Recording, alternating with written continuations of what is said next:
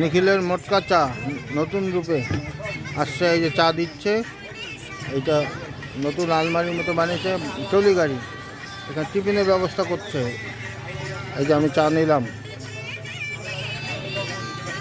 এই প্রথম সাঁইথিয়ায় মটকা চা ব্যবস্থা করেছিল। এখন 11টা বেশি হয়ে গেছে, টিফিনের কারবার শেষ। আজকে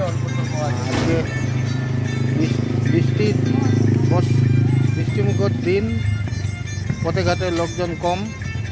এই যে নিখিল অনেকগুলো ভিডিও করেছি নিখিলের, আজকে একটা শর্ট ভিডিও করলাম। এরপরে যখন যে টিফিনটা তৈরি করে তখন আমি ফুল ভিডিও। এই পাশেই ফলের দোকান,